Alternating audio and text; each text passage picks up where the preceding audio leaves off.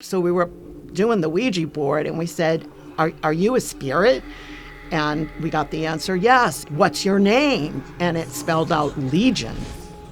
I actually had a spirit come through me and it was changing my personality. I really became very dark. I had this cloud over me, this heaviness that I could not get rid of.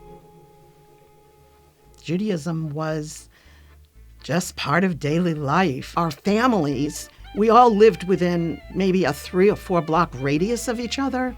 And on the holidays, on Shabbat, we would get together for these great family dinners. I don't know how they prepared all that food on Shabbat morning. We didn't light the gas. We didn't turn on the lights. We had, a Gentile neighbor that would come and do those things. My parents decided to move about 30 miles away to a beach town. And much to my amazement, we were the only Jewish family on the street. We were always sort of odd man out. Tragedy hit my family. My mom was going to meet my dad, and she swerved to avoid a drunk driver, and she hit a brick wall. While she was at the hospital, they discovered that my mom had breast cancer.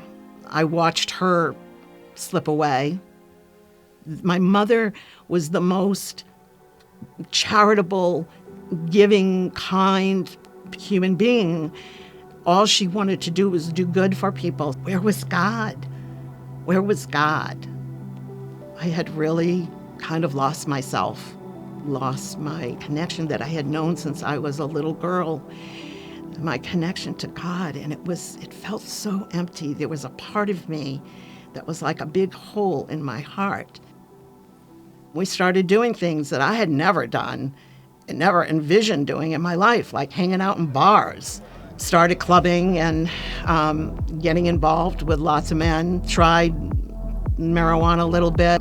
Sex and rock and roll were my drugs of choice. So some friends of mine were into the occult. I had already been dabbling in astrology, getting some sort of what I called psychic readings. Let me tell you, all kinds of things were happening. All kinds of things. So we were doing the Ouija board and we said, are you a spirit? And we got the answer, yes. And then, what's your name? And it spelled out Legion. And then we would levitate tables. And at one of these seances, I actually had a spirit come through me. I had this cloud over me, this heaviness that I could not get rid of. Well, that spirit, it was driving me crazy. And it was changing my personality. I really became very dark. How I was treating people was terrible. I had become mean and I had become angry, and it was just like a personality transfer. I had a friend that I had met, and I remembered him saying he was a minister. I had his number and I called him and I told him what happened. He said, well, you need to pray. He said, do you know how to pray? I said, I'm Jewish. Of course I know how to pray. How does a Jewish person not know how to pray? And he said, well, okay, do you want me to pray with you? And I said, if it will get rid of this spirit, yes, pray with me. And I said, that's it? And he said, that's it. I was laying in bed and all of a sudden I felt a presence in my room in the middle of the night. And I opened my eyes and there was Jesus standing in my bedroom. And I'm like, I'm Jewish. What are you doing here? And he said, I'm Jewish too. You belong to me. I'm setting you free because you're mine. And you're going to be okay. And then he was gone.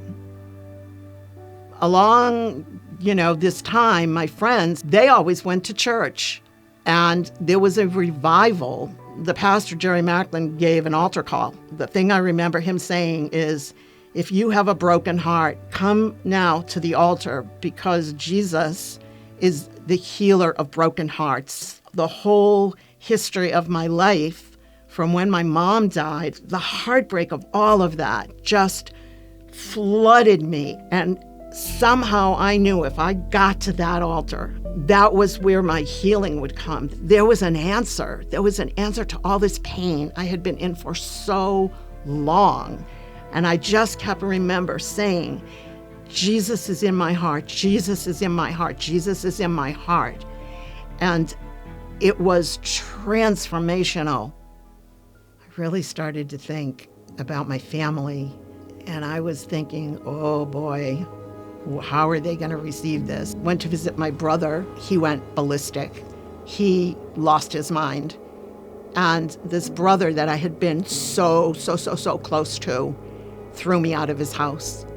And he said, Mom and Dad would be rolling over in their graves. How could you do this? How could you do that to their memories? Get out of my house.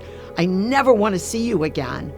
And I was sobbing and weeping and sobbing. And it was like, David, don't do this. Don't do this. No. And he goes, get out. Just get out. I never want to see you again. And I walked to my car, and my sister-in-law walked out with me. I'm so sorry. She said, but I just need to tell you something. There's a peace about you, Bobbie. There's a change in you that I've never seen before. He'll come around. He'll come around. Don't let go of what you got. He'll come around. I used to look out. I had this most incredible view of the panorama of the cities of New York. And at night, how magnificent with all those lights. And as I was pondering them one night, there was an inner voice speaking to me, the Lord speaking to me through the Holy Spirit. And he said, Bobbie, see every one of those lights, imagine that they represent a soul. And he said, I came and died on that cross to save every one of those souls. I love every one of those souls as you're looking at those lights. But now just imagine that every light that you're looking at went out except one. And just imagine that one light is you. And you know what, Bobbie, my daughter, if you were the only one, I still would have gone to the cross. I still would have taken your sin. I still would have taken all of it on me just for you.